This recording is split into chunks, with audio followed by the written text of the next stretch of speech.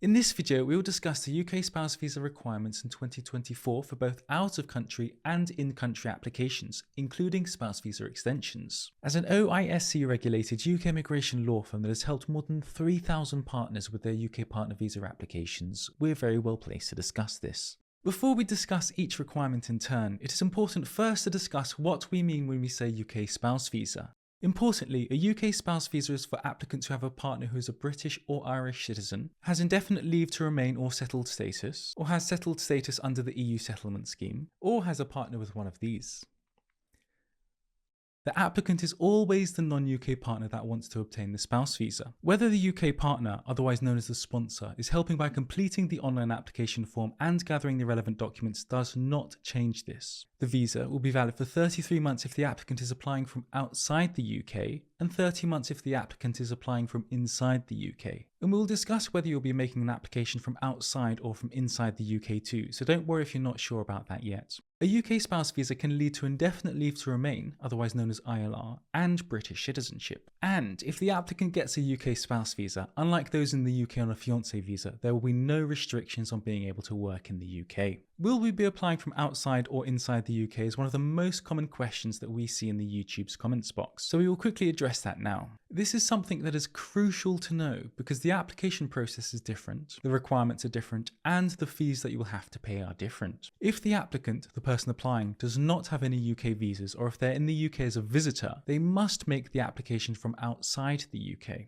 This is the case even if the sponsor, the UK partner, helps with submitting the application form or if they help submitting the supporting documents. If the applicant is in the UK as a visitor, they will be expected to return to their country of nationality or a country where the applicant holds any type of long-term residency and then submit the application there. To make an application from inside the UK, the applicant must be in the UK on a visa that has been granted for longer than 6 months, except if they're in the UK on a fiancé or proposed civil partnership visa, those of which you can apply from inside the UK. So, common visas that allow making an in-country application include UK spouse and partner visas, UK fiancé or proposed civil partnership visas, Tier 1 visas, Tier 2 visas or skilled worker visas, Tier 4 long-term student or graduate visas, and Tier 5 visas including Youth Mobility Scheme visas. Some partners may now be wondering, what if the UK partner, also known as the sponsor, helps complete the application form, gather the relevant documents, and then submit the supporting documents by uploading it? This does not change whether the applicant can apply from outside or from inside the UK, because even if the sponsor deals with the application submission and helps submit the documents, the applicant is always the non-UK partner that wants to obtain the spouse visa. If you're still unsure whether your application was or will be an out-of-country or in-country application, we discuss this in detail in a separate YouTube video.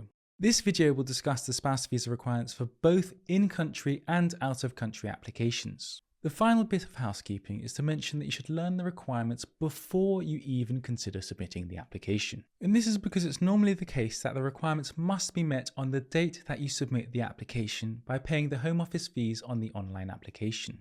We will first start with the UK spouse visa relationship requirements. The first relationship requirement is that the applicant must fall within the definition of a partner in the immigration rules. The applicant will only be a partner if they're a married partner, a civil partner, a fiancé or proposed civil partner, or someone who's been living together with the sponsor in a relationship that's similar to a marriage or civil partnership for at least 2 years before submitting the application. If you're considering applying as an unmarried partner, the only difference between a UK spouse visa and a UK unmarried partner visa is that you're required to show that you've been living together for 2 years in a relationship similar to a marriage or a civil partnership, instead of providing a marriage certificate.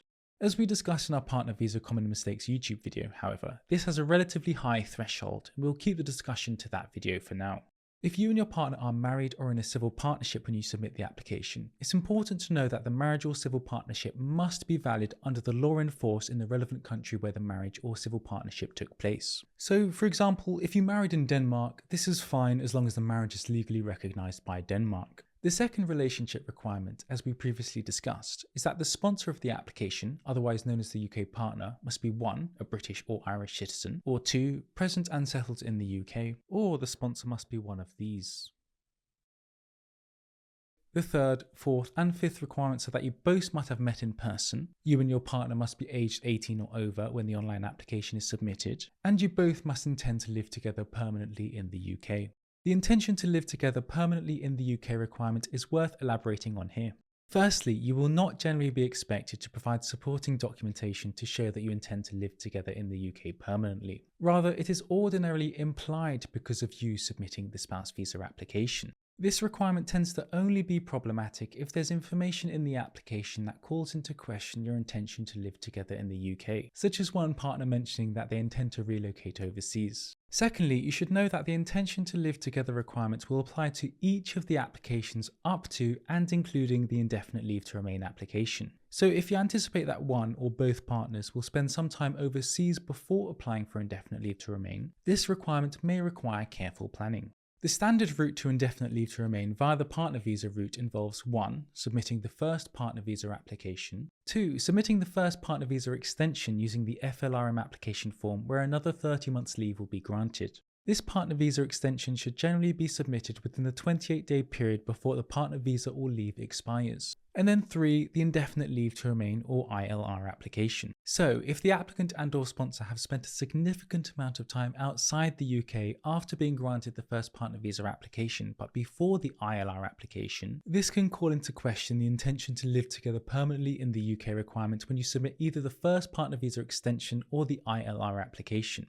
The immigration rules, as it relates to these applications, do not state the amount of time that can be spent outside the UK until the intention to live together in the UK requirement can be problematic. And the reason for this is because the reason is very relevant. One or both partners going on a study trip as part of a course and/or working overseas are examples of good reasons which justify spending extended periods outside the UK without calling into question the intention to live together requirements for each of these applications. Requirement number 6. Any previous relationships of the sponsor and/or applicant must have broken down permanently, unless it's a relationship that falls within one of the very few and rarely relied on exceptions. The Home Office is primarily concerned about previously legally recognised relationships. In other words, previous marriages or civil partnerships. The breakdown of previous marriages and previous civil partnerships must be evidenced accordingly. For previous marriages, it is mandatory to provide either a decree absolute or an overseas equivalent. Decree nissis or decree nissi equivalents are not considered final and therefore will not suffice. The other acceptable documents depend on the particular circumstances, but include a death certificate, annulment, or final order of civil partnership dissolution document, or overseas equivalents. The next requirement that we will discuss is that you and your partner must not be in a prohibited degree of relationship. This basically means that the applicant and sponsor cannot be immediate family members.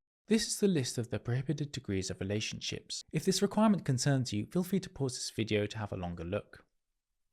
The final relationship requirement we will discuss is a genuine and subsisting relationship requirement. Yes, it is a requirement for the spouse visa application to prove that your relationship is genuine. They will not need to be 100% sure that your relationship is genuine, but rather you must prove to the Home Office that there's a greater than 50% chance of your relationship being genuine. When deciding on the genuine and subsisting relationship requirement, the Home Office will consider your application as a whole. They will therefore look at the supporting documents that you submit, the factors of a genuine and subsisting relationship, and how they apply to your application.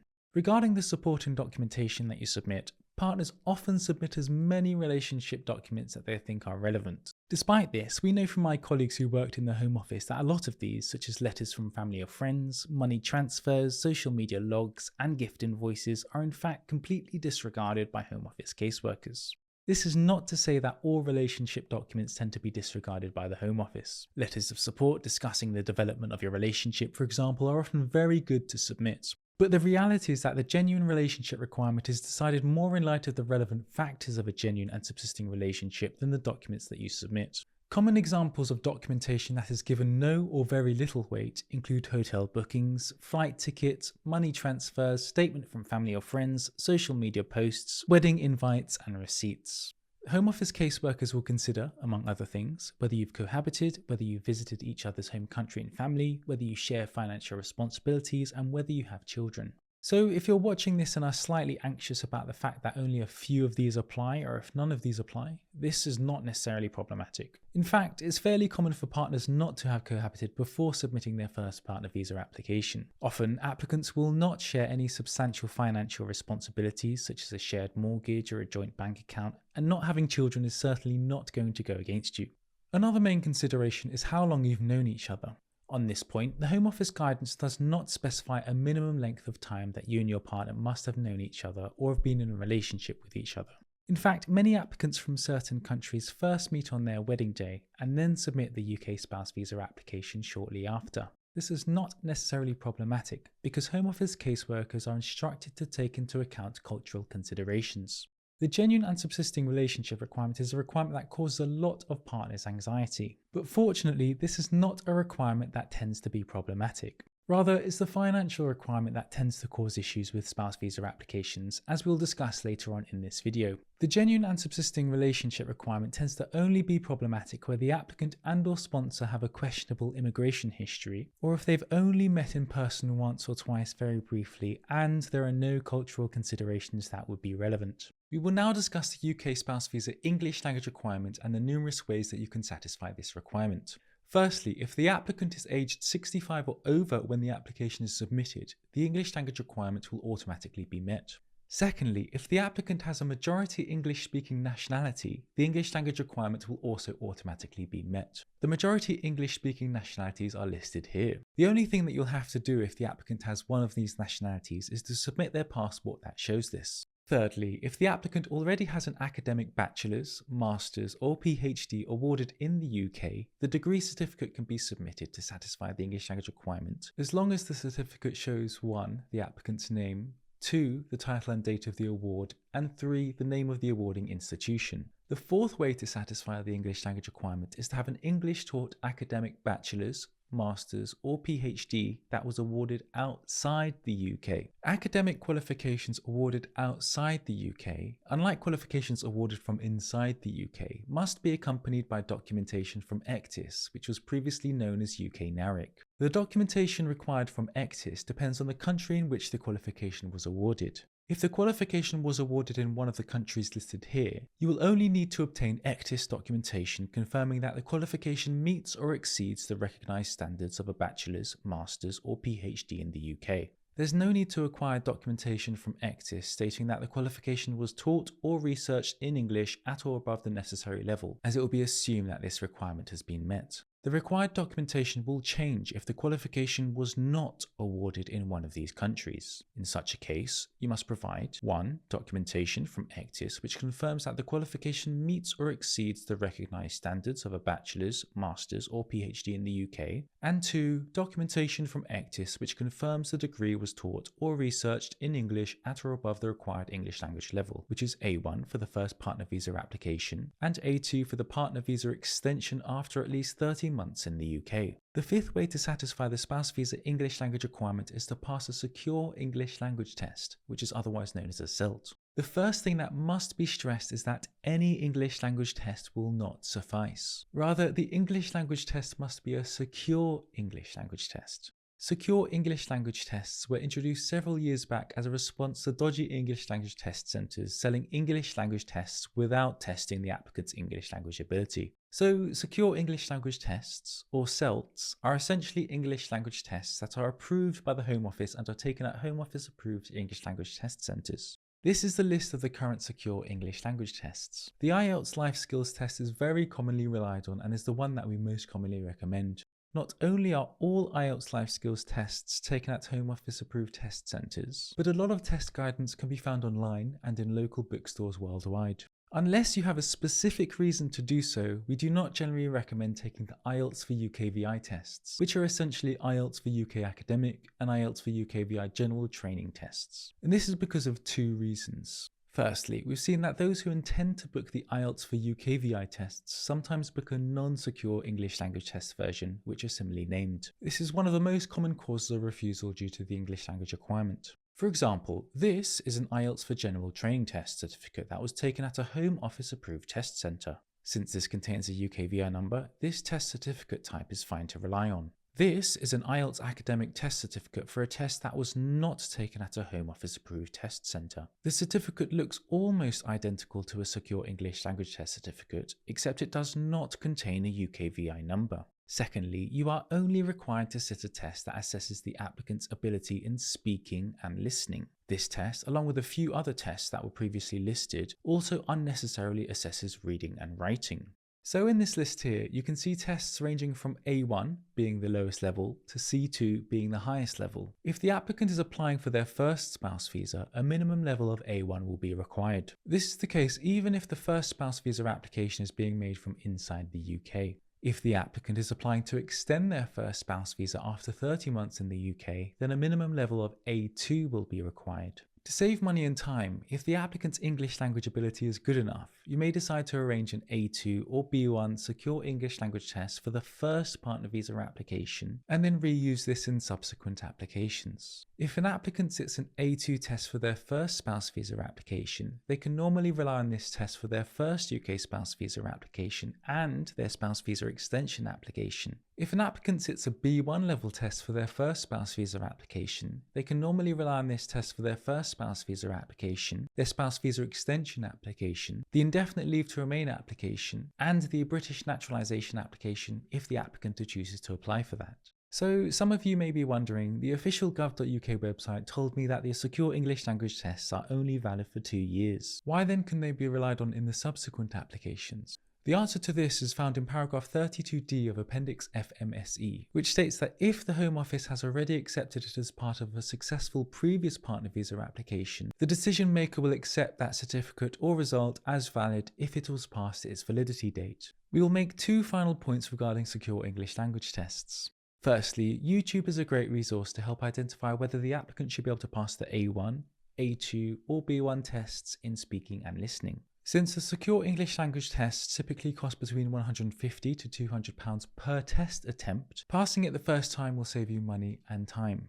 Secondly, please book the test on the English language provider's official website. And this is because there are several dodgy third-party websites that deceptively try to appear to be the official website. But in the tiny small print, you'll read something like, "We're not affiliated with the English language test providers, but are agents that help applicants book English language tests." We will now discuss the 2 situations where the applicant will be exempt from the spouse visa English language requirement. Firstly, the applicant will be exempt and therefore will not have to satisfy the English language requirement if they fall within a disability exemption. This will apply if the Home Office caseworker believes the applicant to have either a physical or mental condition that prevents them from either learning English or taking an approved English language test at the required level. Whilst each application will be decided on a case-by-case basis, if the applicant can provide medical evidence from a medical practitioner qualified in the appropriate field which states that the applicant is deaf, is a person without speech, or has a speech impediment which limits their ability to communicate in English, the exemption will likely be approved. Secondly, the applicant will be exempt if there are exceptional circumstances that prevent the applicant from satisfying the English language requirement. This exemption is most commonly inquired about where there are no Home Office approved secure English language test centres in the applicant's country of residence. And on this point, the guidance states that in such a case, applicants will generally be expected to travel to another country to take the test. We elaborate more on these 2 exemptions on our website www.migrate.org.uk, so if you think that the exemption may apply, feel free to give that a look. We will now discuss the tuberculosis requirement, otherwise known as the TB requirement. Certain applicants applying from outside the UK will have to submit a TB certificate showing that they are free from active pulmonary TB. Spouse visa applications from inside the UK, on the other hand, will not be required to provide a TB test certificate. So if you're making an in-country application, feel free to skip to the next section in this video. Let's now discuss specifically which applicants must submit a TB test when it comes to out-of-country applications. The starting position is a TB test will be required if the applicant is living in one of the listed countries on the gov.uk website, or have been living in one of the countries 6 months before submitting the application. So what is the list of countries? This list can be found by Googling countries where you need a TB test for your UK visa application. For your convenience, here is a list at the time of shooting this video. Just because the applicant has lived in one of these countries does not always mean that a TB test will be required, however, because as is common throughout the immigration rules, there are exceptions. Firstly, a TB test will not be required even if the applicant is, or has been, living in one of the listed countries if the applicant is a diplomat accredited to the UK. Secondly, a TB test will not be required if the applicant has lived for at least 6 months in a country where TB screen is not required and they have been away from that country for no longer than 6 months. So this means that if the applicant only visits a country that requires a TB test, this does not necessarily mean that they must submit a TB test. It also means that if an applicant relocates to a country that requires a TB test just before applying, this again does not necessarily mean that they must submit a TB test. For example, Nick, a New Zealand national, previously lived in New Zealand, which is not on the list. Nick moved to India, which is on the list, 2 months before submitting the spouse visa application. Nick does not need to arrange a TB test because the exception applies. He has lived for at least 6 months in a country which is not on the list, New Zealand, and has not been away from New Zealand for longer than 6 months. It is crucial to stress that not any TB test will suffice, as the test must be taken at a Home Office approved clinic. The list of Home Office approved clinics can be found on the same gov.uk page we discussed earlier. Here, you can see that all you'll need to do is click on the relevant country, click on the documents here, and then you will see more information about booking the TB test, and you'll also see the list of Home Office approved clinics. The certificates from TB tests taken at Home Office approved clinics look like this. In some instances, the TB test certificate will state Home Office instead of UK Visas and Immigration, whilst in other instances it will be completed by hand rather than electronically. Importantly, the test certificate needs to state that there's no evidence of active pulmonary TB. The certificate normally states you must carry this certificate with you in your hand luggage when you travel to the UK and present it to the immigration officer on arrival. Failure to do so will result in a delay to your journey, and you may be required to undergo the tests again.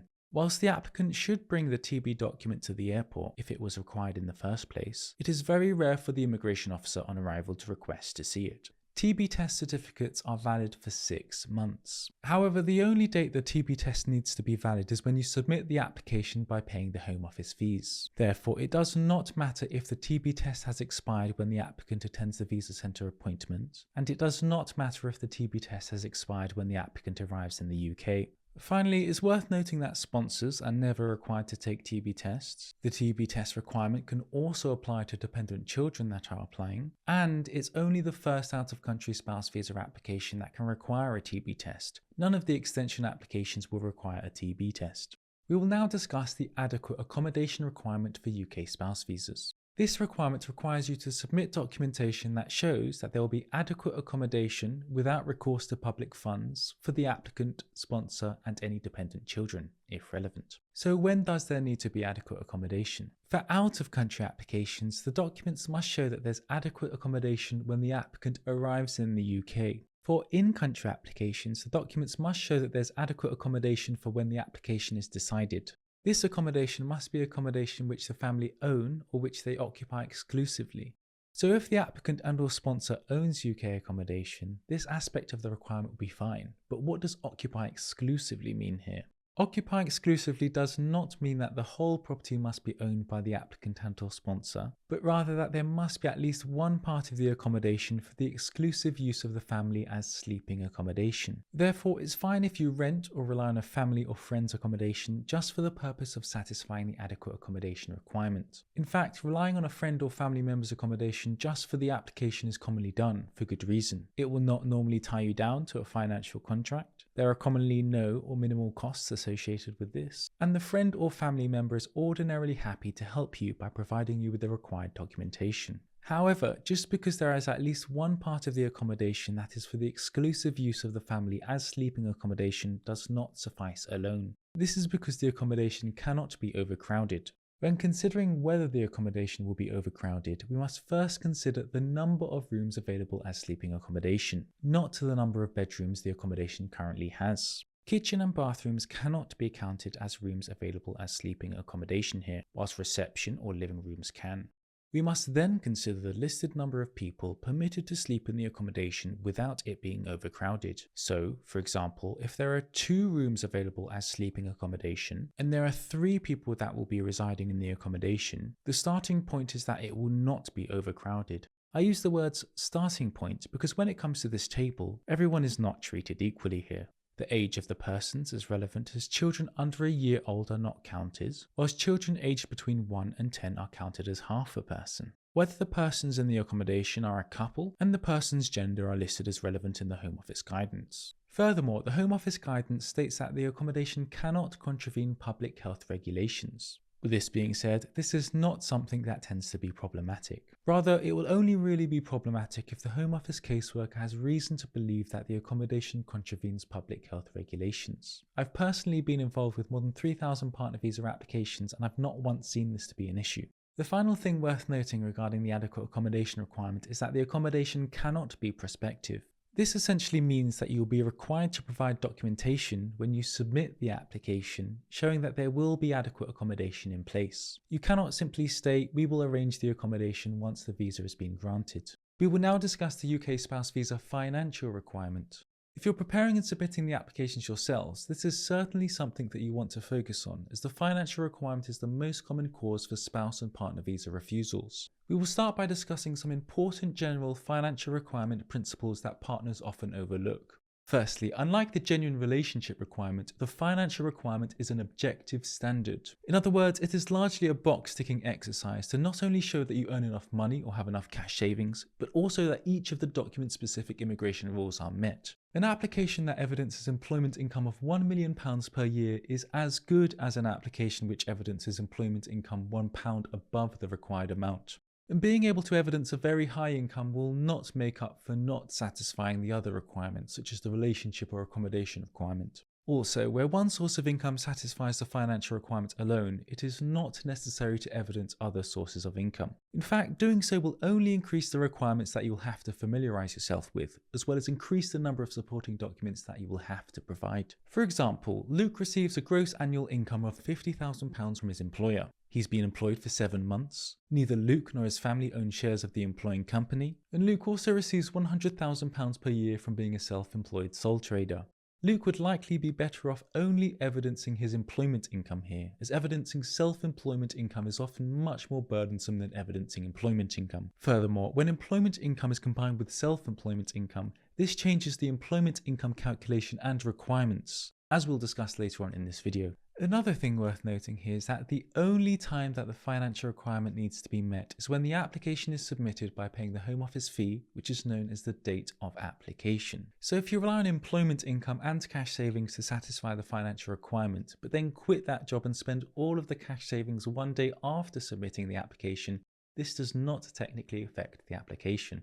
Furthermore, you'll be glad to know that you do not need to calculate the amount of income that is being included towards the financial requirement exactly. The Home Office will not penalise you because you calculated your income differently than what the Home Office guidance states, as long as your income satisfies the financial requirement in accordance with the Home Office guidance and immigration rules. With this being said, please do not get too complacent about this, because how the income is calculated in the financial requirement is certainly not always intuitive. We will now focus on 3 very important aspects of the financial requirement. Firstly, we'll discuss the level of income you will need to meet the financial requirement. Secondly, we'll discuss the requirements for each of the different sources of permitted income. And thirdly, we'll discuss exactly how you can calculate the income in accordance with the immigration rules and Home Office guidance. So, how much income will you need to satisfy the UK spouse visa financial requirement? You must first ask yourselves whether the sponsor, the UK partner, receives any of these, whether that's on behalf of their child or not. If one of these is received by the sponsor, the good news is that you'll need to show much less income than is ordinarily required because the adequate maintenance test applies. If the sponsor does receive one of these benefits, we've written a detailed step-by-step adequate maintenance guide on our website, www.migrate.org.uk. If the sponsor does not receive one of these benefits, the starting point is that you must show that the gross annual income, that is the income before tax, is greater or equal to the minimum income threshold when you submit the application.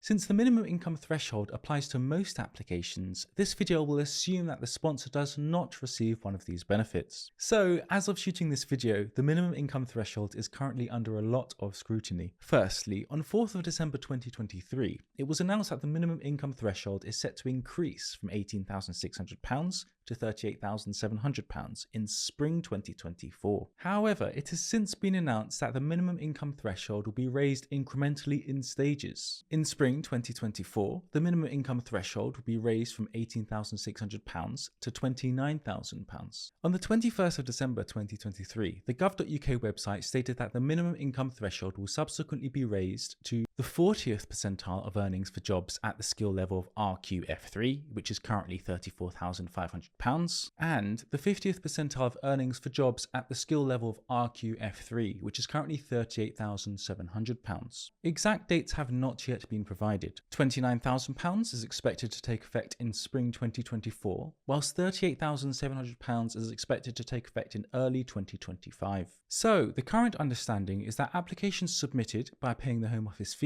before April of 2024 will be unaffected by the minimum income threshold change. For such applications, the starting point is that the minimum income threshold will still be £18,600. For applications submitted after the minimum income threshold increase, it is expected that for those applying for their first partner visa, the minimum income threshold will be the minimum income threshold on the date the online application is submitted. But what about partners who are already in the UK on a partner visa before the proposed change in April 2024? It has now been confirmed that the following will not be required to meet the increased threshold. 1. Applicants already in the UK on a partner visa within the 5-year partner visa route. 2. Applicants already in the UK on a fiancé visa. And 3. Applicants who applied before the minimum income threshold is raised. Therefore, if you were required to show a gross annual income of £18,600 for the last partner visa application, and you'll be extending your partner visa application after April 2024, you will once again be required to show a gross annual income of £18,600. There have been no announcements that any other aspect of the financial requirement will change. So even if the minimum income threshold changes after the release of this video, the other things we discuss regarding the financial requirements are expected to be applicable. Obviously, in any event, we will continue to keep our website, www.migrate.org.uk, updated.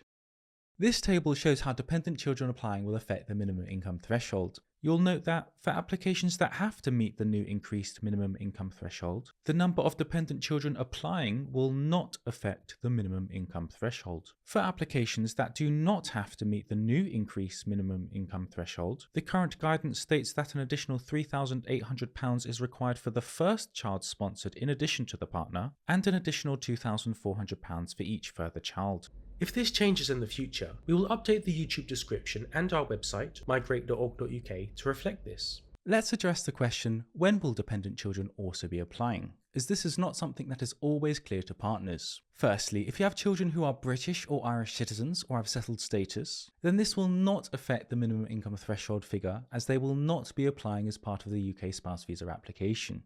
Secondly, if the applicant has a child who will remain in their home country, they will also not increase the minimum income threshold figure, as they will not be applying. On a related note, the requirements relating to applying dependent children are not always straightforward, particularly where the dependent child's biological parents are not the applicant and sponsor. We discussed the dependent children requirements in our Partner Visa Mistakes YouTube series, which can be found on our YouTube channel. Another thing worth noting here is that you do not necessarily need to rely on income to satisfy the financial requirement, since cash savings can be used to satisfy the financial requirement. Cash savings can 1. Meet the minimum income threshold alone, 2. Be combined with other sources of income to satisfy the minimum income threshold, or 3. Be completely disregarded if another source of permitted source of income meets the minimum income threshold. Even though cash savings are not inherently an income, as we will discuss later, the Home Office will follow a formula to create a gross annual income equivalent figure. So hopefully you now have a better idea regarding how much income you will need to show. Let's now discuss the various sources of permitted income that you can include, as well as how to calculate that income. When discussing the various sources of permitted income, we will refer to categories A to G. Despite the online application form not referencing the word category once, you really should know what category or categories your income falls under. This is because each category has different requirements, calculations, and require different documentation. We will now discuss category A, which is the category for including non-specified limited company employment income towards the financial requirement. We will elaborate on what non-specified limited company means, so if you're unsure, this should soon become clear. Category A is split into 2 categories. 1, where the employed partner is residing in the UK, and 2, where the sponsor is residing outside the UK and is returning to the UK with the applicant. The calculation and requirements slightly vary if you're relying on the sponsor's employment income, where the sponsor is residing overseas and is returning to the UK with the applicant. In such a case, the overseas-based sponsor will also need to provide a job offer in the UK that satisfies the minimum income threshold, whether alone or in combination with other sources of permitted income. This video will discuss the calculation and requirements where the employed partner is residing in the UK, since that is by far the most common type of employment income relied on. On this point, if the employed partner is a UK seafarer who spends most of their time at sea and who qualifies for HMRC Seafarers Earnings Deduction, they will normally be considered to be resident in the UK for the purpose of assessing the financial requirement. Let's discuss the Category A requirements. The first requirement to note is that the person must be employed. Whilst this may seem obvious, it is sometimes the case that, upon further inspection, those who initially said that they're employed are technically self-employed. We won't elaborate on this too much here, since this mistake is only made by a few partners, but if the person does not receive payslips that reference PAYE, or an overseas equivalent of PAYE, you should familiarise yourself with the difference of being employed and self-employed. An exception here is those who are subcontractors under the construction industry scheme who can choose to employ their self-employment income as employment income under Category A, if the specific documentary requirements are met. The second requirement is that the employer must not be a specified limited company. If the employer is a specified limited company, the requirements are different, the calculation is different, and the required documents are different. A specified limited company is not the same as a limited company. They are completely different. A specified limited company income is included under Category F or G, not Category A. A specified limited company is something that is defined in the immigration rules as a limited company that is registered in the UK, and the person whose income you are relying on is an employee and/or director of that company, and the applicant, sponsor, or family members of the applicant or sponsor hold shares in that employing company, and any remaining shares, not including the applicant, sponsor, or family members of the applicant or sponsor, must be held either directly or indirectly by fewer than 5 other persons. I tried to stress each of these ands because all of these need to apply for the employer to be a specified limited company. For example, if the company is registered overseas, it will not technically be a specified limited company. With this being said, you should be prepared to explain this to the Home Office caseworker, as this is a point that is sometimes overlooked by them. You can do this by copy and pasting paragraph 9 of Appendix FMSE, which specifically states that the UK company must be based in the UK. If the applicant, sponsor, or family members of the applicant or sponsor do not hold shares of the employing company, that company cannot be a specified limited company. If shares are held, but there are more than 4 other persons that hold the remaining shares, it will not be a specified limited company. If the employing company is a specified limited company, we discuss this later in this video when we discuss Category F. If, at this point, you're still unsure whether the company is a specified limited company or not, we discuss this further on our website, www.migrate.org.uk.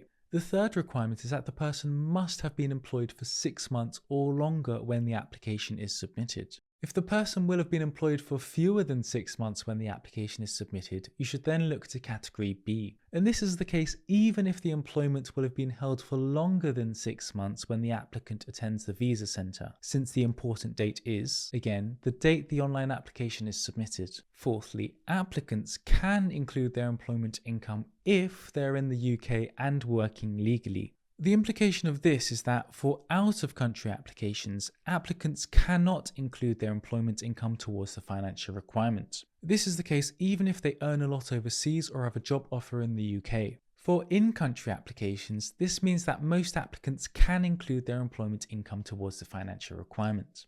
Sponsors, on the other hand, will always be able to include their employment income towards the financial requirement. It is also worth again emphasising that the relevant date that the requirements must be met is the date the application is submitted by paying the Home Office fees. This is called the date of application. If the employed person stops working after submitting the application, this is technically irrelevant to the application, since the requirements must only be met when the application is submitted. So what is the Category A calculation? The first step is to identify whether the employment is salaried or non-salaried. Salaried and non-salaried employment income is calculated completely differently, and so this is particularly important to identify.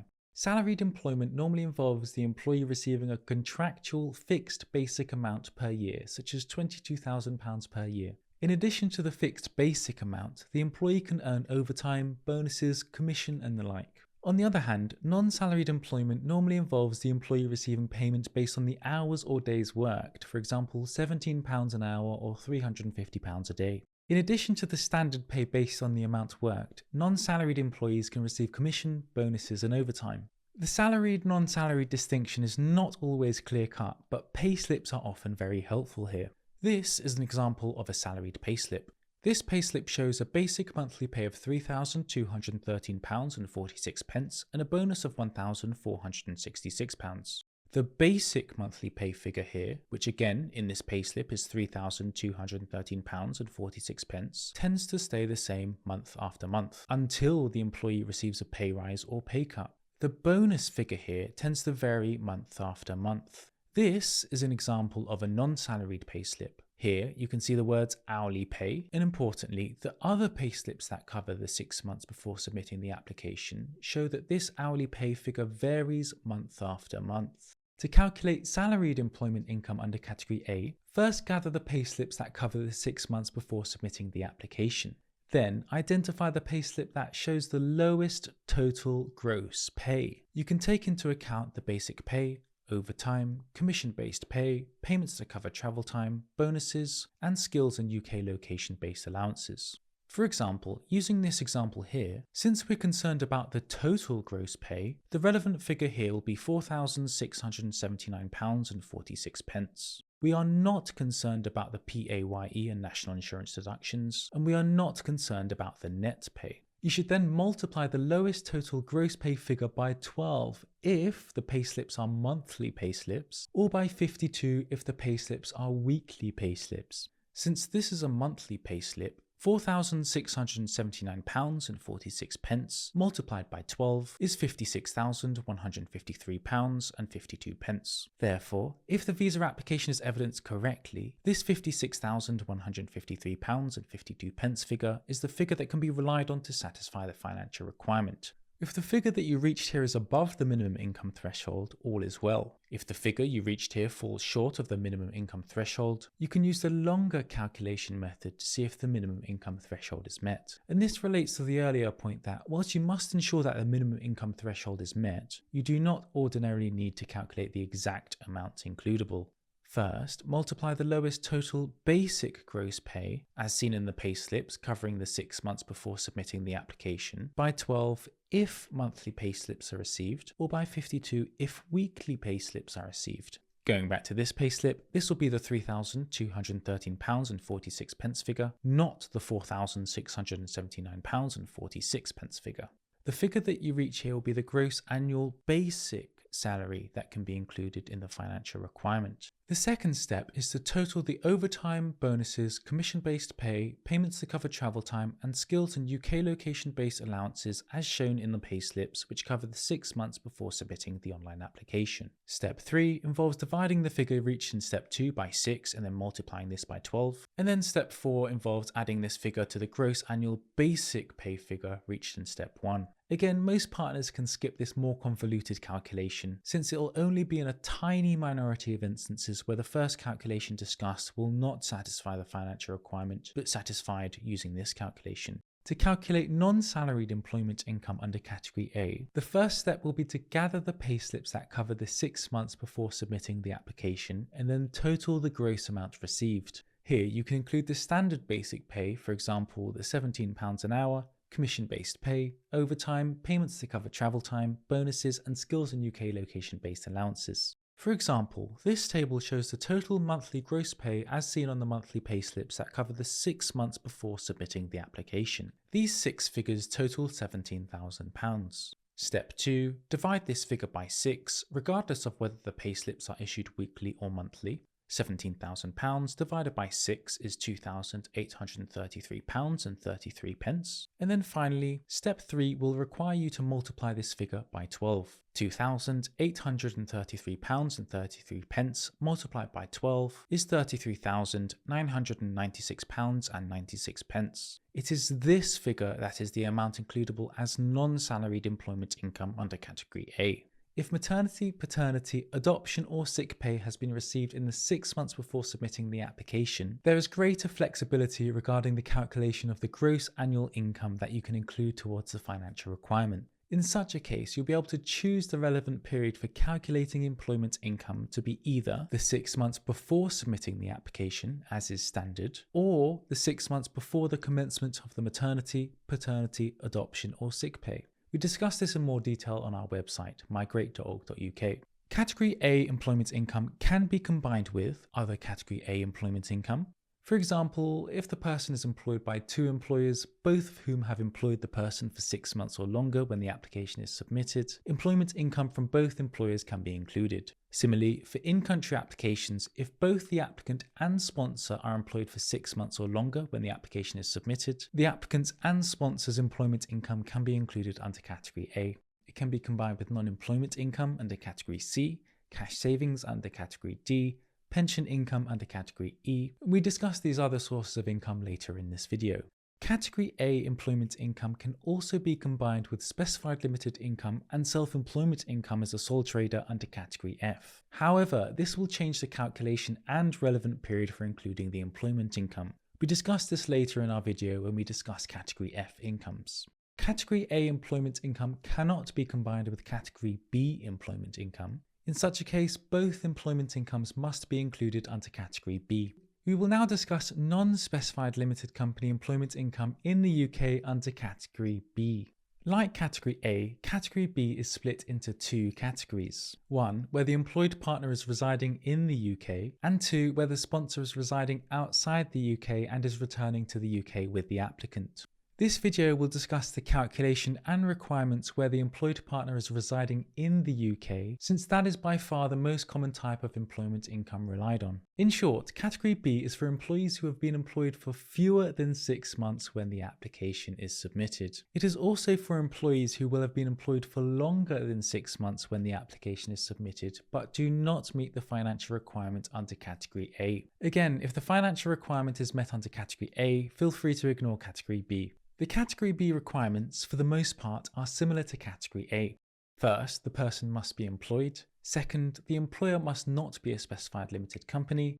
Third, applicants can include their employment income if they're in the UK and are working legally. The implication is that for out-of-country applications, applicants cannot include their employment income towards the financial requirement. The main difference between the requirements for Category A and B is that, unlike Category A, there is no minimum length of employment requirement. So, as we elaborate on later, some partners can satisfy the financial requirement under Category B after only 1 month or even 1 week. There are 2 tests that must be satisfied under Category B. If you only meet one of the 2 tests, then unfortunately the financial requirement will not be met. The first test that must be satisfied is that the current gross annual income from employment must equal or exceed the financial requirement that applies. We use the word current because here we're only concerned about the gross annual income that is being received when the application is submitted. This gross annual income calculation varies depending on whether the employment is salaried or non-salaried.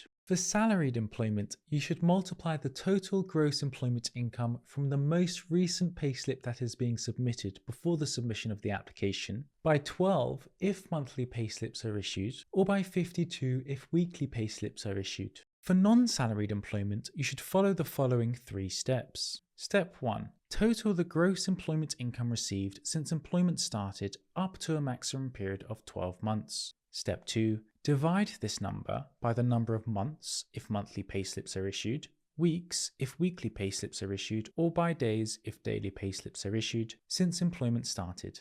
Again, up to a maximum period of 12 months. Step 3. Multiply this figure by 12 if monthly payslips are issued, 52 if weekly payslips are issued, or by 365 if daily payslips are issued. The result will be the figure from non-salaried employment that you can include towards the financial requirement in Test 1. The figure in Test 1 can be combined with other Category B employment income, non-employment Category C income such as property rental income, cash savings under Category D, and pension income under Category E. The second test requires the person to have received the level of employment income required in the 12 months before the application submission. To calculate this second test, first gather the payslips covering up to the 12 months before the submission of the online application, and then total the gross amount received. Under Category B, you can include basic pay or salary, payments to cover travel time, overtime, commission-based pay, skills and UK location-based allowances, and bonuses. For example, using this payslip, we will add this £4,679.46 figure here.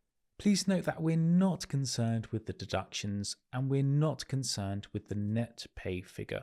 And importantly, unlike test 1, you can also include employment income from previous non-specified limited company employers in the 12 months before submitting the application. So I specifically use the words up to the 12 months because the employee does not need to have been employed for each of the 12 months before submitting the application. So there's nothing necessarily wrong with there being gaps in employment in the 12 months before submitting the application.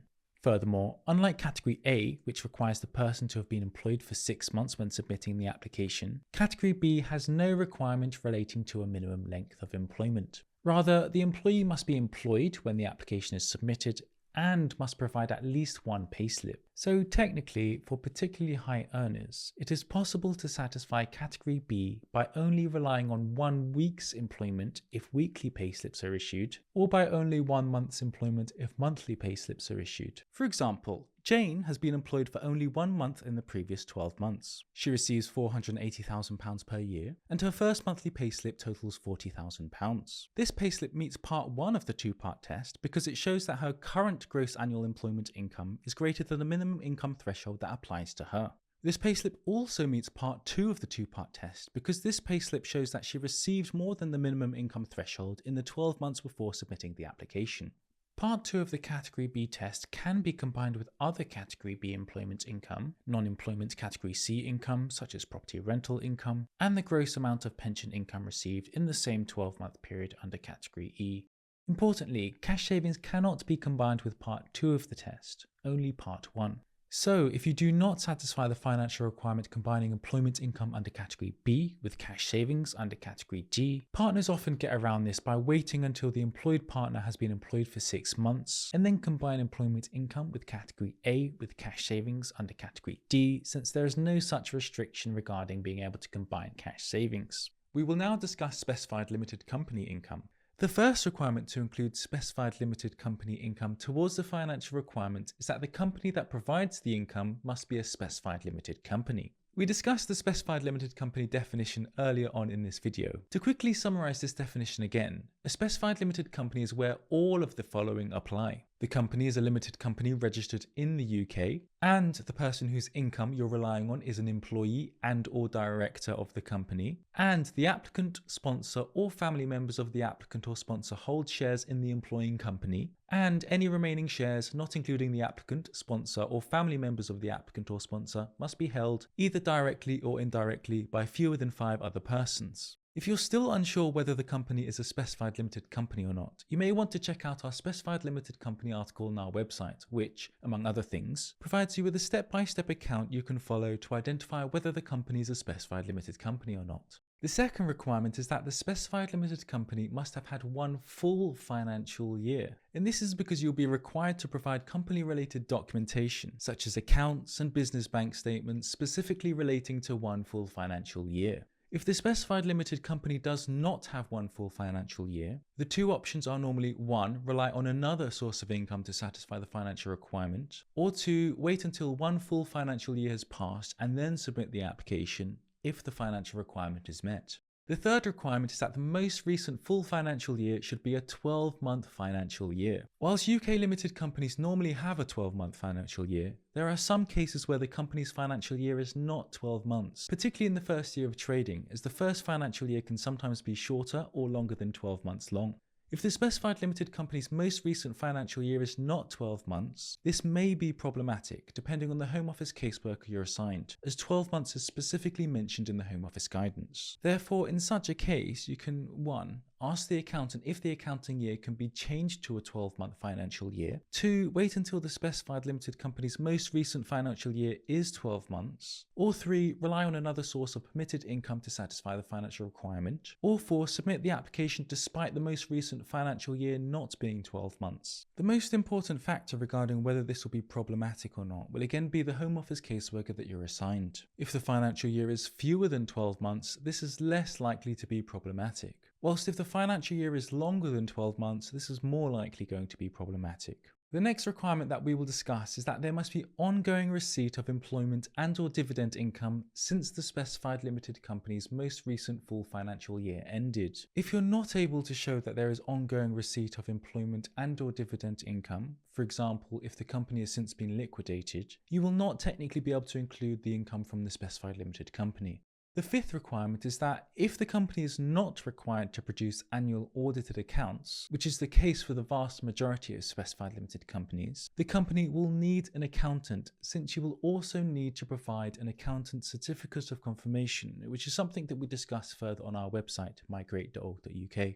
We will now discuss how to calculate the amount of specified limited income that you can include towards the financial requirement. Firstly, it's worth noting that in approximately 99% of applications, specified limited company income is included under Category F. It can also be included under Category G, but since Category G involves a lot more paperwork, in 99% of instances, partners can completely disregard Category G. The first step to calculating specified limited company income is to identify the specified limited company's most recent full financial year that passed by looking at the CT600 company tax return document. Here is a CT600 company tax return document example. Zooming in, we can see that in this example, the financial year starts on the 1st of April and ends on the 31st of March. So using this financial year as an example, which starts on the 1st of April and ends on the 31st of March, if an application is submitted on the 30th of March 2024, i.e. a day before the financial year ends, the relevant financial year will begin on the 1st of April 2022 and end on the 31st of March 2023. If, however, an application is submitted one day after the financial year ends, on the 1st of April 2024, the relevant financial year will begin on the 1st of April 2023 and end on the 31st of March 2024. So, in a lot of instances, accounts for the new financial year will need to be filed much earlier than what the UK tax rules require.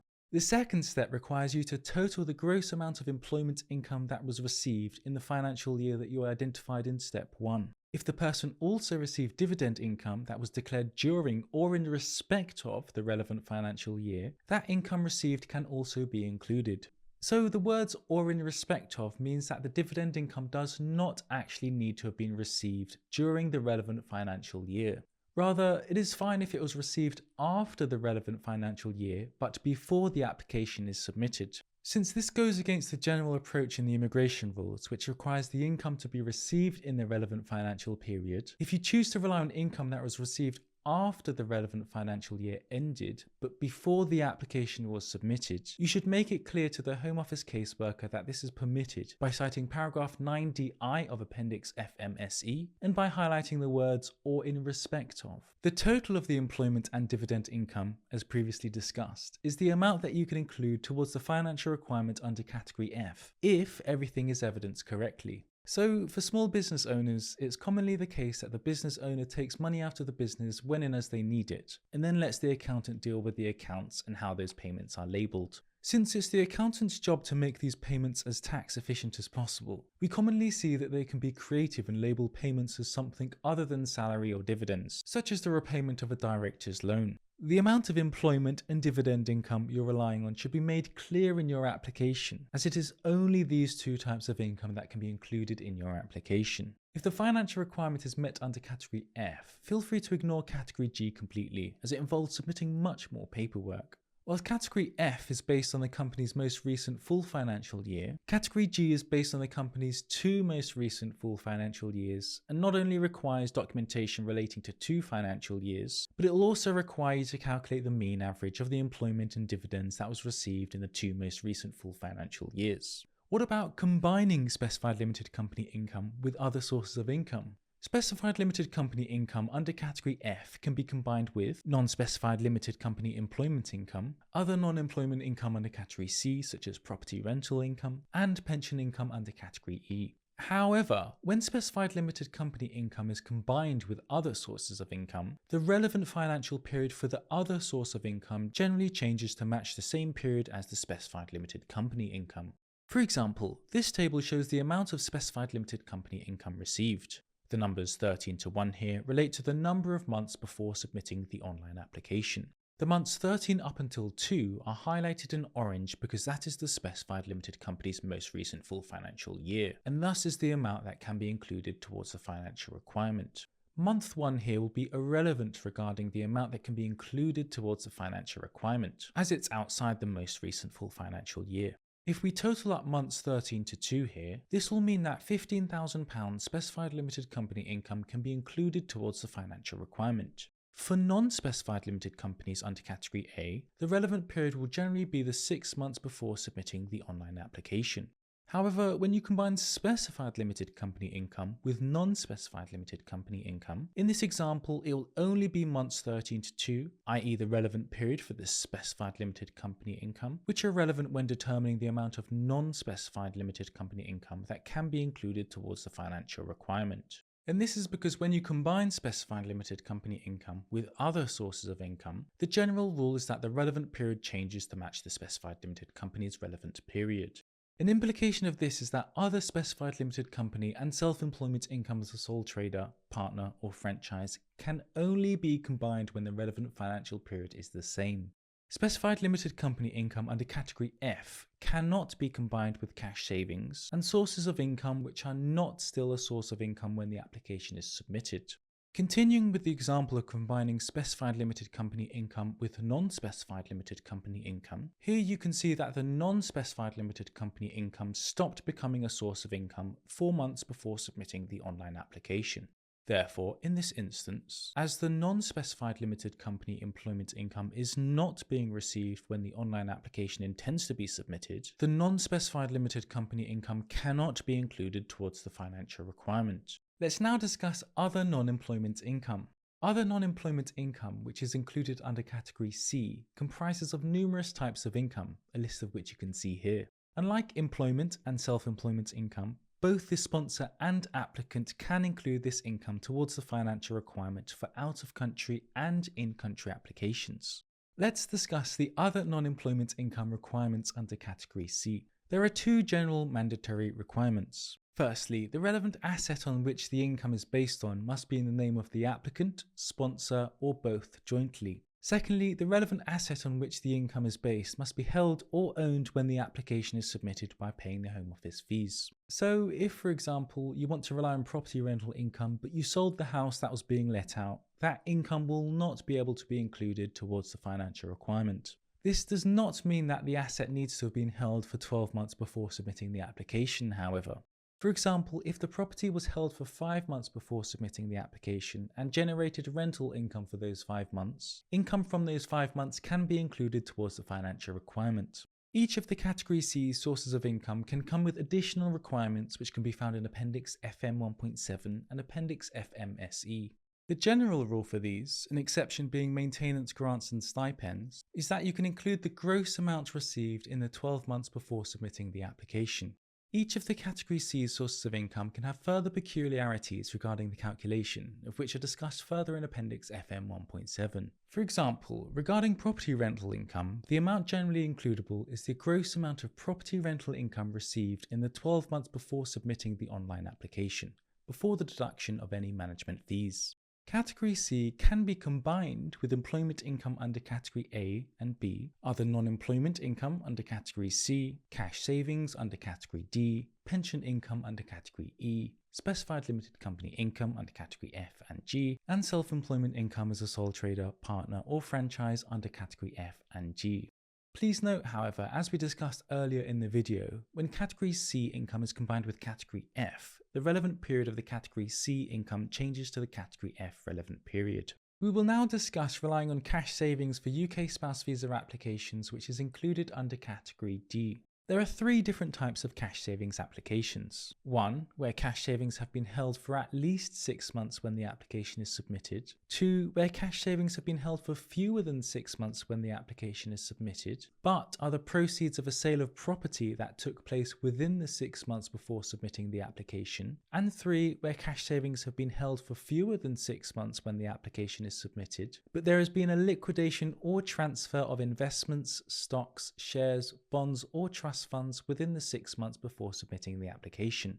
This video will discuss each of these different types of cash savings applications. Let's first discuss the cash savings requirements that are relevant to all cash savings applications. In all cases, the cash savings must be held in either the applicant's personal account, the sponsor's personal account, or the applicant and sponsor's joint account. So yes, applicants can include their cash savings toward the financial requirement for all applications.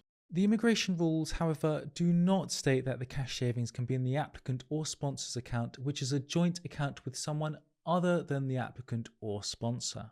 So for example, if the account that holds the cash savings is in the name of the sponsors and the sponsor's mother jointly, this does not technically satisfy the immigration rules. The cash savings does not need to be held in British pounds. Rather, the cash funds will be converted using the closing spot exchange rate found on oanda.com on the date that the application is submitted. The cash savings can be held in a bank or savings account that is a current, deposit or investment account. And this is worth noting because with other sources of income, such as employment income, you are specifically required to provide personal bank accounts, not savings accounts. The cash savings must be immediately withdrawable, with or without penalty. And the implication of this is that if, when the application is submitted, the funds are in the form of a fixed deposit account where the funds cannot be accessed immediately, the fixed deposit account's funds will not be includable towards the financial requirement. The source of the cash savings must be legal, and whilst you need to declare the source of the cash savings, it is generally the case that the Home Office will take your word for it. They will not conduct forensic accounting regarding the cash savings source. The account the funds are held with must be a financial institution regulated by the appropriate regulatory body for the country in which the institution is operating. In the UK, this is the Financial Conduct Authority, otherwise known as the FCA, or the Prudential Regulation Authority, otherwise known as the PRA.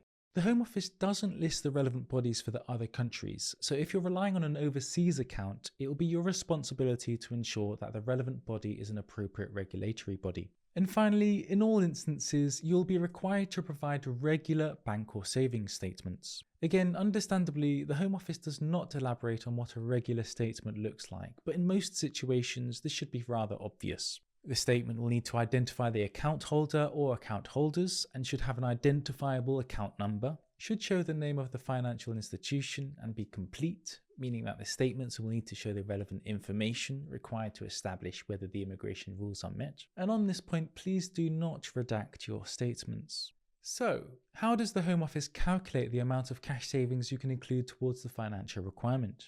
We will start with the standard cash savings application where the cash savings will have been held for 6 months when the application is submitted. Step 1 involves identifying the lowest total amount of includable cash savings held at one point in time in the 6 months before submitting the application. If you're relying on cash savings held in only one account, this will be rather simple as you will just need to identify the lowest figure as seen in the statements. If, however, you're relying on cash savings held over numerous accounts, if it's not immediately clear after scanning through the statements that the financial requirement is met, we would normally recommend creating an Excel sheet like the one here, which makes it clear what the relevant figure is. Not only will this make the Home Office caseworker's job easier, which is certainly something that you want to do, but this also helps you ensure that you satisfy the financial requirement. Whilst creating such an Excel sheet which covers each day in the 6 months before submitting the application can seem like an incredibly mundane task, many banks allow you to download statements in Excel format, which will save you a lot of time comparing to manually inputting the figures. And as this screenshot shows, if the cash funds are not in British pounds, you should list the relevant British pounds conversion figure using the conversion rate found on oanda.com on the date that you submit the application. The second step will require you to minus the figure in step 1 by £16,000. The implication of this is that if you have cash savings of £16,000 or less, your cash savings will not help you satisfy the minimum income threshold.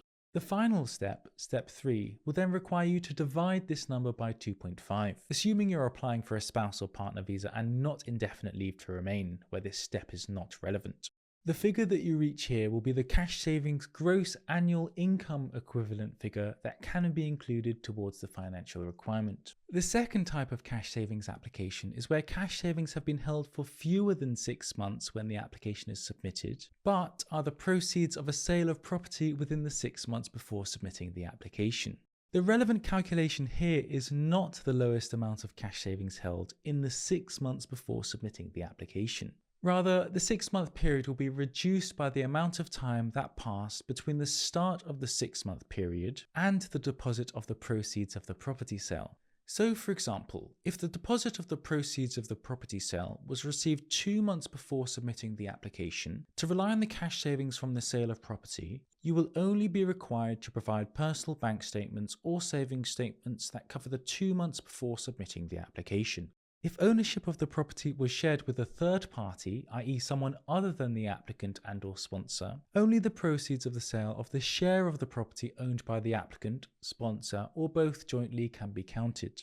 The third type of cash savings application is where cash savings have been held for fewer than 6 months when the application is submitted, but there has been a liquidation or transfer of investments, stocks, shares, bonds, or trust funds within the 6 months before submitting the application. Here, the relevant calculation is not made using the lowest amount of cash savings held in the 6 months before submitting the application. Rather, just like where there's been a sale of the property, the standard 6-month period will be reduced by the amount of time between the start of the 6-month period and the transfer or liquidation into cash. So, for example, if a stock portfolio, which was held for longer than 6 months before submitting the application, was sold 1 month before submitting the application, to rely on the cash savings from the stock portfolio, you will only technically be required to provide personal bank or savings statements that cover the 1 month before submitting the application. Combining cash savings with other sources of income. Cash savings can be combined with employment income under Category A and Part 1 of the 2-part Category B test, and other non-employment income under Category C, and pension income under Category E. Cash savings cannot be combined with specified limited company income under Category F or G, or self-employment income as a sole trader, partner, or franchise under Category F or G. Let's now discuss including pension income towards the spouse visa financial requirement, which is included under Category E. Firstly, both the applicant and sponsor can include their pension income towards the financial requirement in both out-of-country and in-country spouse visa applications. Secondly, the pension income must have become a source of income at least 28 days before applying. You can include state pension, whether that's from the UK or overseas, and you can also include occupational or private pension. The amount of pension income that you can include is the gross amount that is being received when the application is submitted. In most cases, because there are some exceptions, it is not the gross pension income received in the 12 months before submitting the application. For example, the person started to receive £1,000 a month in the form of a pension annuity approximately 2 months before applying. Since the person receives £1,000 a month, gross, we will multiply this monthly figure by 12 to come up with the gross annual figure, which is £12,000. £12,000 is therefore the amount includable in this instance. The relevant figure will not be £3,000, which is the gross amount received in the 12 months before applying. Combining pension income. Pension income can be combined with employment income under Category A and B, and it can also be combined with other non-employment income under Category C, cash savings under Category D, specified limited company income under Category F or G, and self-employment income as a sole trader, partner, or franchise under Category F or G. As we discussed earlier in this video, however, when pension income is combined with Category F income, the relevant period of the pension income changes to the relevant period in Category F. Self-employment income as a sole trader, partner, or franchise under Category F and G. The first requirement is that the person must be self-employed as a sole trader, partner, or franchise. If the person owns a UK limited company, that income is ordinarily treated as specified limited company income, assuming there are not more than 4 other persons that hold the remaining shares. We elaborate further on specified limited company income in this video. The second requirement is that 1 financial year must have passed since the person became self-employed. This is because, as we will discuss later, you will need to provide documentation relating to the most recent full financial year that passed, which in the UK is from 6th of April to 5th of April. Thirdly, there must be ongoing self-employment when the application is submitted. This will need to be evidenced in the form of a bank statement dated no more than 3 months before applying showing transactions relating to ongoing trading, or evidence dated no more than 3 months before applying of the renewal of a license to trade or of ongoing payment of business rates, business-related insurance premiums, employer national insurance contributions, or franchise payments to the parent company. Fourthly, applicants can include their self-employment income if they're in the UK and are working legally. The implication is that for out-of-country applications, applicants cannot include their self-employment income towards the financial requirement, regardless of how much they earn. Finally, the immigration rules makes a distinction between those who are self-employed in the UK when the application is submitted, and those who are self-employed overseas and will be returning to the UK with the applicant to work. For those self-employed overseas who will be returning to the UK with the applicant to work, will need to provide evidence that 1. That their self-employment income is ongoing and will be continuing in the UK, or 2. A confirmed job offer of salaried or non-salaried employment in the UK starting within 3 months of their return. Let's now discuss how to calculate self-employment income. The first step is to identify the most recent financial year that passed. For those self-employed in the UK, this will be the most recent 6th to 5th of April self-assessment tax return period that passed. For example, if the application is submitted on the 4th of April 2024, just before the financial year ends, the relevant period will be from the 6th of April 2022 to the 5th of April 2023. On the other hand, if you apply on the 6th of April 2024, just after the financial year ends, the relevant financial period will be the 6th of April 2023 to the 5th of April 2024. 2 points are worth making here. Firstly, if the person is self-employed overseas, this period will vary according to the country the person is tax resident in. Secondly, the immigration rules can require the self-employed person to submit their self-assessment tax return period much earlier than what the UK tax rules do. Therefore, if you apply shortly after the 5th of April of any given year, even though HMRC will not require you to submit the self-assessment tax return, the immigration rules unfortunately do. The second step is to identify the gross taxable profits from the person's share of the business in this period, not including any deductible allowances, expenses, or liabilities which may be applied to the gross taxable profits to establish the final tax liability. The easiest way to do this will be to ask the self-employed person's accountant. If they do not have an accountant, you will likely need one to satisfy the immigration rules, depending on your circumstances. It will be this figure that is includable under Category F, if the application is evidenced accordingly. Self-employment income can also be included under Category G. The difference in calculation here is that under Category G, you must calculate the mean average of the 2 most recent full financial year figures. However, it is very rare for partners to rely on Category G, for good reason. Since Category G requires providing a lot more documentation, relying on Category G is only something that is seen as a last resort if the financial requirement is not met under Category F. Self-employment income as a sole trader, partner, or franchise can be combined with non-specified limited company employment income, other non-employment income under Category C, and pension income under Category E. However, when self-employment income is combined with one of these, the relevant financial period for the other sources of income normally changes to match the same financial period as the self-employment income, which is 6th of April to 5th of April for those self-employed in the UK. For example, the applicant wants to submit the application in June 2024. The applicant wants to combine their partner's non-specified limited company employment income with their partner's self-employment income as a sole trader in the UK. Normally, the relevant period for the employment income will be the 6 months before applying under Category A or up to the 12 months before applying under Category B. The amount of employment income includable will be the gross amount received during the 6th of April 2023 to 5th of April 2024 period. Self-employment income as a sole trader, partner, or franchise can also be combined with other self-employment as a sole trader, partner, or franchise if the relevant financial period is the same, and specified limited company income if the specified limited company's financial period is the same. Self-employment income under Category F cannot be combined with either cash savings or sources of income which are not a source of income when the application is submitted. So, for example, the applicant wants to submit the application in June 2024.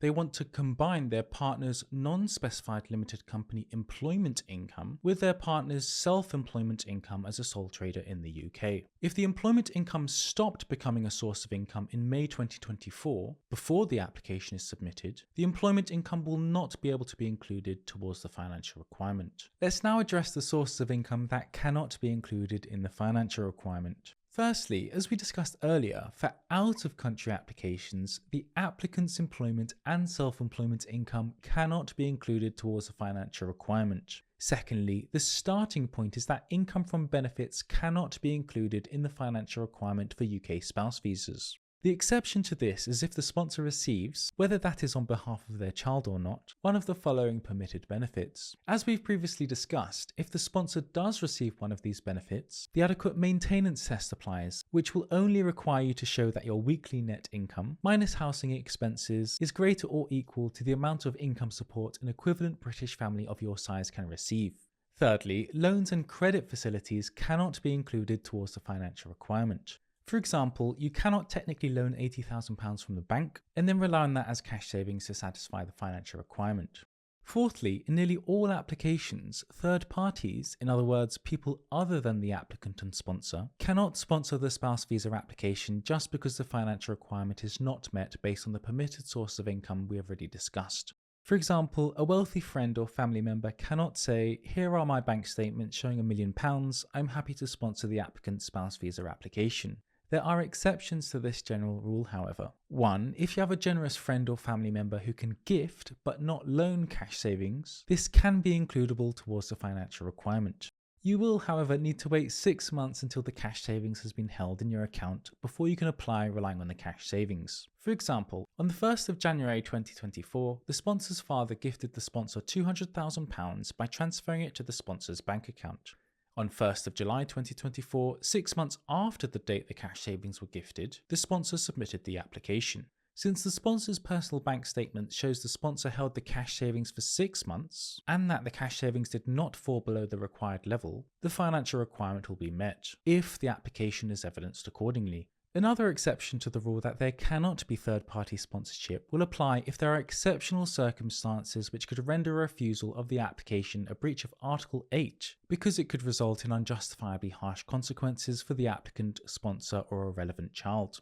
With this being said, it is almost always the case that circumstances are not exceptional enough for the Home Office, as this is a very high threshold. Let's now discuss the spouse visa suitability requirements. The suitability requirements essentially provides the Home Office caseworker with a list of situations where the application must be refused, a list of situations where the application will normally be refused, and a list of situations where the application may be refused. The suitability requirements dictate that an application must be refused if 1. The applicant is currently subject to a deportation order, 2. If the Secretary of State has personally directed that the exclusion of the applicant from the UK is conducive to the public good, and 3. If the applicant left or was removed from the UK as a condition of a caution issued in accordance with Section 22 of the Criminal Justice Act 2003 less than 5 years prior to the date on which the application is decided. So these 3 will only be relevant in a tiny minority of applications since they are all quite serious. Therefore, you should know if any of these apply. 4. If the applicant, without reasonable excuse, has failed to comply with a requirement to attend an interview or provide physical data or information, the application will be refused. This, again, is very rarely applicable and is only something that will be problematic if you don't follow the standard application process.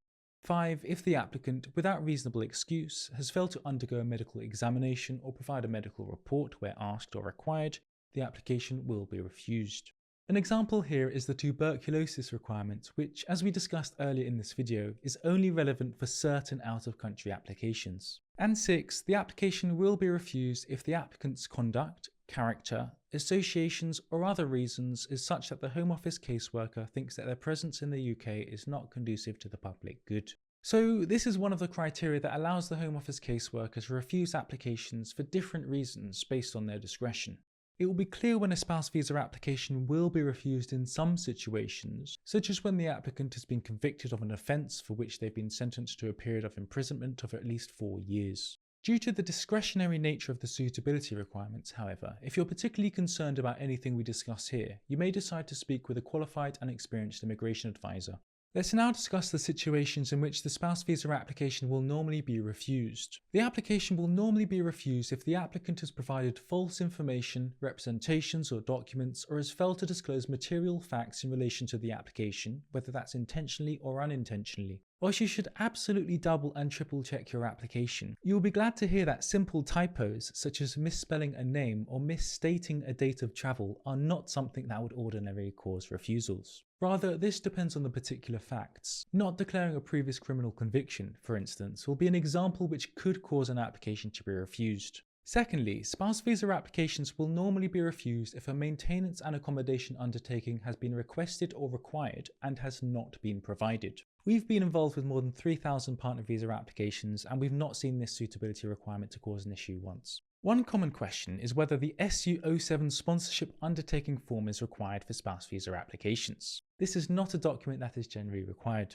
and for out-of-country applications, the application will normally be refused if it is undesirable to grant entry clearance to the applicant for medical reasons. This is only relevant in very specific circumstances, usually when the applicant has a specific infectious disease such as Ebola. There are 3 more suitability provisions that we will discuss, so don't worry, we're nearly finished. The application will normally be refused if the Home Office decides that the granting of the spouse visa will not be for the public good because the applicant's offending has caused serious harm, or the applicant is a persistent offender who shows a particular disregard for the law. Another common question is whether traffic and petty criminal offences could be problematic. Past traffic and petty criminal offences are not something that would ordinarily cause refusals. However, as we mentioned earlier, providing false information or failing to disclose material facts in relation to the application can cause refusals. So, such offences should be disclosed when asked in the online application form. If you're unsure whether a particular situation constitutes an offence, we'd normally recommend declaring it in the application form and elaborating in the person's letter of support, because again, whilst it is important to disclose certain information, such offences should not detriment the application.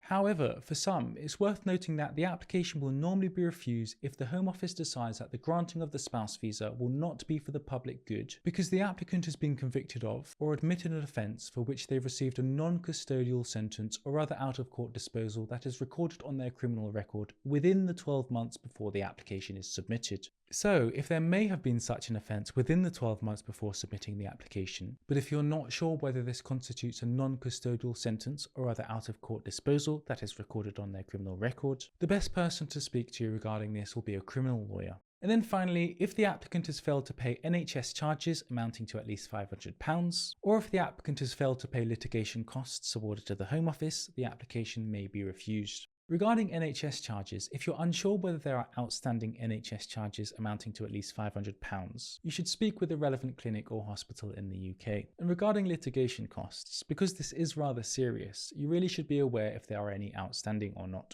So I know I've said the word refused many times in this video, which understandably can be rather anxiety inducing. The good news is that it's very uncommon for applications to be refused due to the spouse visa suitability requirements. Rather, it is most commonly the financial requirement that causes spouse visa refusals, so please ensure that you spend a rather considerable amount of time familiarising yourself with that.